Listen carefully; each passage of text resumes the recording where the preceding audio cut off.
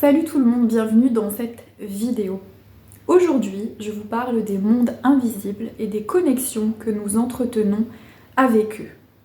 Quand on parle de monde invisible, on a souvent tendance à penser au monde des défunts, au monde des guides de lumière, des anges, des archanges, à tous ces espaces dans lesquels il y a potentiellement des êtres et des consciences qui peuvent communiquer avec nous et nous accompagner. Des espaces qu'on ne peut pas voir physiquement, qu'on ne peut pas appréhender matériellement, mais qui pour autant semblent exister. Les mondes invisibles, ce n'est pas que ce qu'on peut concevoir dans l'ésotérisme, dans l'occultisme, les esprits, les êtres supérieurs, les différentes entités, peu importe comment on les nomme. C'est aussi tout ce qui est présent autour de nous, mais qui ne s'appréhende pas par nos sens traditionnels. C'est tout ce qu'on sent, tout ce qu'on ressent, qui n'est pas visible par les yeux, mais qui est tout de même perceptible. C'est tout ce qui est du domaine du ressenti, du domaine de la sensation, qui n'appelle peut-être pas la réflexion, le mental, mais qui se passe à un autre niveau. Tout ça, ça fait aussi partie des mondes invisibles et on a tendance à l'oublier.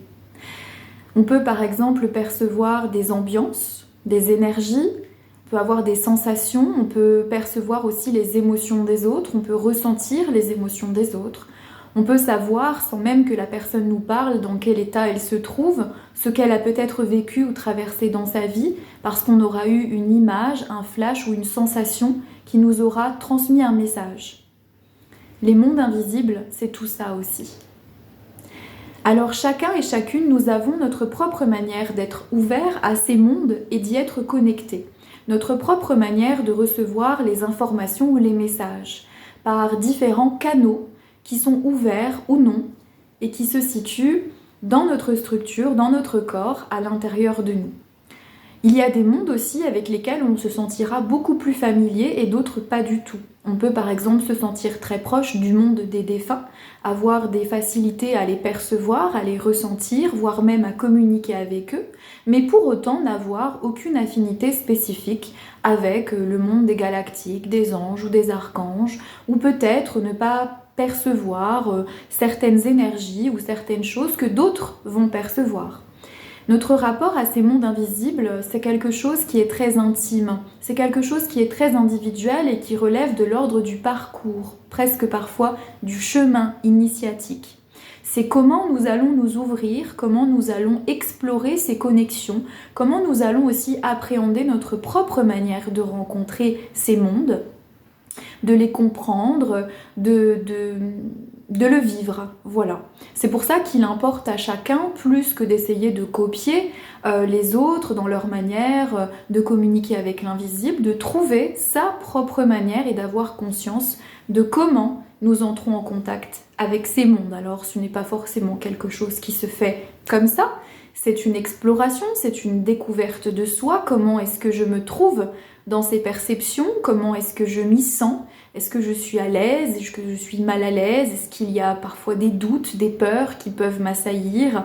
Il y a quelque chose à accepter aussi, à accueillir de ces capacités de connexion que nous pouvons avoir et développer, qui n'est pas toujours évident. L'ouverture au monde invisible, ce n'est pas toujours un parcours idyllique, un parcours sympathique. Parfois, pour certaines personnes, ça peut réveiller des peurs, des insécurités, des grands questionnements. Et puis, il y a des moments où on va choisir aussi de se fermer parce que ça va être beaucoup trop difficile pour nous et c'est complètement compréhensible. Le plus important dans tout ça, c'est de prendre son temps, c'est de s'écouter et d'aller à son rythme, de ne pas forcément essayer de faire comme les autres ou d'arriver à connecter à certains espaces avec lesquels on n'est pas familier. On a des affinités dans ces mondes invisibles, c'est-à-dire que vous pouvez voir ça comme un grand arbre avec plein de branches et vous aurez des branches avec lesquelles vous vous entendrez mieux, avec lesquelles ce sera plus facile et d'autres branches qui ne vous parleront pas du tout. En ce qui me concerne, je suis connectée à plusieurs espaces avec lesquels je me sens très bien parce que ça me ressemble et que c'est proche de mon énergie. Et à l'inverse, il y a d'autres espaces desquels je ne me sens pas du tout proche. Le monde, par exemple, des défunts et des entités. Ça, c'est quelque chose qui ne me parle pas du tout, aussi parce que j'en ai un peu peur et que ça m'effraie depuis que je suis enfant, et c'est un espace avec lequel je ne souhaite pas communiquer. Je n'ai donc pas de communication avec cet espace. Et bien pour vous, c'est pareil. Il y a des choses qui vont être simples, qui vont être fluides, et puis il y a d'autres choses qui ne vont pas du tout vous parler. Ça s'organise un petit peu, la connexion à ces mondes invisibles, comme vous organisez vos relations dans la vie physique. C'est-à-dire, il y a des personnes avec qui vous vous entendez et d'autres avec qui vous ne vous entendez pas. Vous ne savez pas toujours pourquoi, mais quand ça ne matche pas, il faut en tout cas ne pas forcer et respecter ça. Pour ma part, je sais que le monde des défunts est un monde qui m'est accessible, c'est-à-dire que je peux communiquer avec certains défunts, mais je ne le souhaite pas. Et ceci est tout à fait entendu et respecté. Quand on se connecte à ces mondes invisibles, on va développer tout un réseau de canaux, tout un réseau de sens extrasensoriels, on peut appeler ça comme ça, qui vont nous permettre de recevoir les informations, de nous connecter et de nous ouvrir à ces univers. Pour certains, ça peut passer par exemple par l'écriture, qui peut être un outil, un moyen aussi de recevoir des messages, quelque chose de fluide.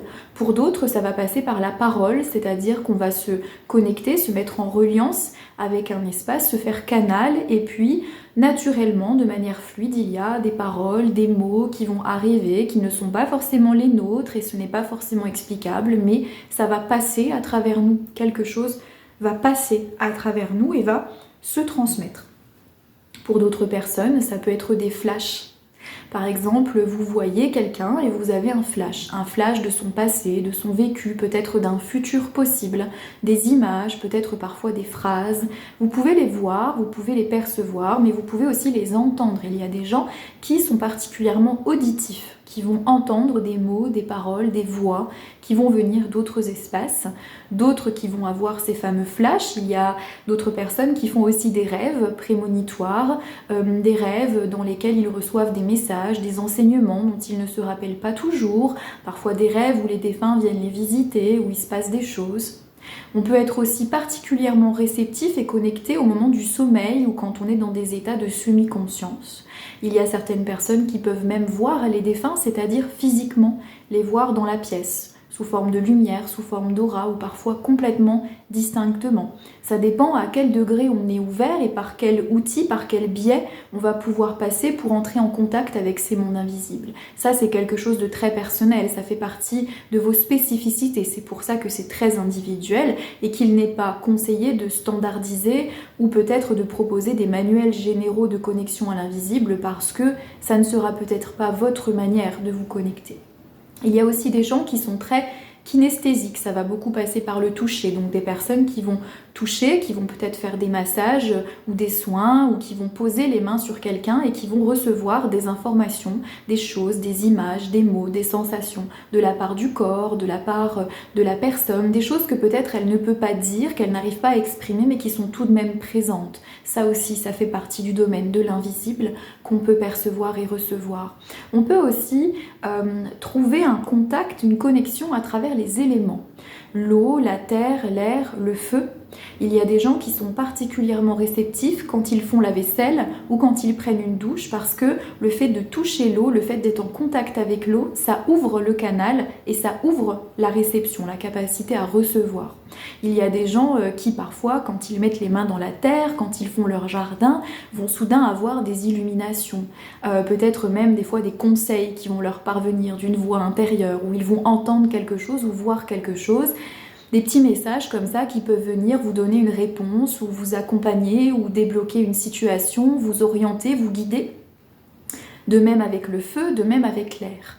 Moi je sais que pour ma part, c'est les grands espaces qui me permettent de me connecter un peu plus intensément. C'est-à-dire que chaque fois que je vais à la montagne ou que je vais à la campagne et que je me retrouve devant une étendue de forêts, d'arbres, de montagnes, avec un panorama, je sens que ça m'élève, je sens que ça me fait décoller quelque part du sol et que ça me transporte dans un autre degré de connexion et je me sens tout d'un coup beaucoup plus ouverte, beaucoup plus réceptive. C'est d'ailleurs souvent à la campagne, à la forêt ou à la montagne que j'ai eu des connexions et des messages qui étaient particulièrement forts et particulièrement intenses. Voilà. Pour moi, c'est la nature, pour d'autres, ça sera l'eau, ça sera la terre, ce sera un endroit particulier avec une vibration particulière qui va vous permettre aussi de décupler un petit peu cette ouverture et de vous sentir un peu plus en réception. Tout ça, c'est des possibilités que vous avez en vous. Toutes ne vont pas forcément se révéler, c'est-à-dire que vous n'avez pas toutes les capacités. Vous en possédez certaines et au fil de votre vie, en fonction de votre nature, de vos spécificités et de la nature de votre canal, vous allez explorer vos différentes capacités, vos capacités de réception, vos capacités aussi peut-être de transmission à votre rythme. C'est quelque chose qui peut être présent, cette connexion à l'invisible, depuis que vous êtes enfant. Vous le percevez, vous le ressentez, vous le vivez, mais c'est quelque chose qui peut aussi se déclencher à n'importe quel moment de notre vie. Ça, j'ai pas de réponse à cette question, ça répond à un espèce de timing qui nous dépasse un peu. On ne sait pas pourquoi, à un moment donné, ça s'ouvre parce que c'est décidé que c'est le moment pour nous, sans forcément qu'on l'ait cherché consciemment, sans forcément qu'on l'ait voulu, comme ça m'est arrivé à moi. Il faut savoir aussi que dans ce chemin de connexion au monde invisible, ça peut être quelque chose qui peut être vécu avec sérénité, tranquillité, fluidité, quelque chose qui est bien vécu, bien accepté par la personne, mais ça peut être aussi un parcours qui peut être semé d'embûches, semé d'obstacles, c'est-à-dire qu'il y a des gens qui vivent leur première connexion avec le monde invisible d'une manière extrêmement brutale et violente. Par exemple, en ayant contact avec certaines entités, avec certaines énergies qui ne sont pas particulièrement positives ou bienveillantes. Et il faut bien comprendre que ça peut déclencher un traumatisme lié aux connexions et au monde invisible. Et que ces personnes, elles peuvent par la suite avoir un blocage et un complet refus de connexion. Je ne veux plus entendre parler de ça parce que ça m'a traumatisée. C'est trop douloureux pour moi aujourd'hui de m'ouvrir à tout ça. C'est pour ça qu'il faut respecter le parcours de chacun, respecter vos ressentis, respecter votre parcours dans ce chemin-là et ne pas forcer les gens à s'ouvrir à quelque chose à laquelle ils ne souhaitent pas s'ouvrir. Il y a plein de personnes autour de moi qui ne croient pas au monde invisible, qui ne souhaitent pas en entendre parler, qui ne s'y sentent pas particulièrement connectées. Jamais je ne vais leur dire de s'ouvrir, jamais je vais leur dire mais si ça existe, ou je ne vais essayer de les convaincre. Ils en sont là, ils en sont sur leur parcours et peut-être que dans leur expérience ici dans cette vie, ils n'auront pas à vivre les contacts avec l'invisible, en tout cas pas de manière consciente. Il faut bien aussi se rappeler que nous sommes ici pour vivre chacun une expérience différente et que ce n'est pas une généralité que d'être connecté au monde invisible, que d'avoir des capacités extrasensorielles. Tout le monde n'est pas venu ici pour explorer ça. Il y a des gens qui sont venus ici pour explorer autre chose et il faut respecter ça, c'est véritablement important. Aujourd'hui, dans la spiritualité, on parle beaucoup de médiumnité, de capacités extrasensorielles et on veut aussi quelque part beaucoup convaincre les autres qu'ils doivent s'éveiller, qu'ils doivent s'ouvrir, qu'ils doivent voir différemment, comprendre différemment, que s'ils ne sont pas connectés à l'invisible, c'est qu'ils sont sur un mauvais chemin, avec ce jugement-là. C'est une très mauvaise idée de faire ça parce que plutôt que d'accompagner les gens et de respecter pour ce qu'ils sont, vous allez potentiellement les braquer, générer une sorte de conflit ou de la colère là où il n'y a pas besoin. Respectons, n'essayons pas de convaincre et soyons à l'écoute aussi des parcours de chacun et soyez à l'écoute des spécificités qui sont les vôtres. Peut-être que dans ces connexions à l'invisible, il y a des choses qui peuvent vous faire peur, qui peuvent vous effrayer, qui peuvent vous mettre inconfortable. Il faut aussi écouter et respecter cet inconfort, c'est-à-dire que l'objectif, ce n'est pas de vous blesser, de vous forcer à faire des choses ou à rentrer en contact avec des choses si vous n'en avez pas envie. D'accord ? C'est important de respecter votre espace. Quelque part, il se peut que vous ayez la possibilité de dire non, et je trouve que c'est bien de le rappeler. Surtout si, dans ce rapport à l'invisible, c'est trop pour vous. Surtout si vous sentez que c'est pas le moment ou que ça génère trop d'inconfort. Moi, dans mon parcours, il m'est arrivé plusieurs fois de dire non et de fermer, d'être en refus complet de contacter ces espaces ou d'être en relation avec ces espaces de manière consciente en tout cas, parce que j'avais peur, parce que c'était trop pour moi, parce que je devais me confronter aussi à certaines idées que j'avais préconçues de la médiumnité, des mondes invisibles, et que c'était assez difficile pour moi de l'accepter, de le vivre au quotidien. Donc quand ça a été trop difficile, il m'est arrivé parfois de rejeter, de faire des pauses et d'y revenir plus tard en étant un peu plus apaisé avec un autre regard aussi. Il ne faut pas oublier que vous vous ouvrez au monde invisible à la mesure dont vous êtes capable de vous ouvrir à vous-même. C'est un parcours qui vous fait avancer, vous, dans votre vie personnelle. Donc quand vous vous ouvrez au monde invisible, vous vous ouvrez aux multidimensions de vous-même, mais à l'intérieur de vous. Donc ça veut dire que potentiellement, ça va vous permettre aussi de vous rencontrer, de vous connaître un peu mieux, de vous découvrir sous d'autres aspects. Et parfois, on n'est pas prêt, des fois, on n'a pas envie, des fois, on refuse de se rencontrer. Alors du coup, on bloque sur le parcours, parce que c'est trop tôt, parce qu'on a besoin de plus de temps pour s'adapter à tout ça. C'est très important aussi de respecter le cheminement de la personnalité. Certes, il y a l'âme, il y a la guidance intérieure, il y a cette lumière en vous qui veut sortir, qui veut se manifester, et c'est toute cette conscience qui s'ouvre aussi à cette multidimensionnalité, mais il y a aussi la présence de votre personnalité qui n'est pas à négliger et qui peut, elle, avoir des difficultés. Votre mental, vos systèmes de croyances, tout ce que vous croyez qui n'existait pas et qui maintenant a tendance à exister, le temps d'accepter ça, le temps de le réaliser, le temps de l'accueillir aussi. C'est un vrai parcours. Alors dans cette vidéo, il était important pour moi de vous exprimer tout ça et surtout de vous dire d'aller à votre rythme, de ne pas aller trop vite, de ne pas forcer les choses et surtout de vous écouter.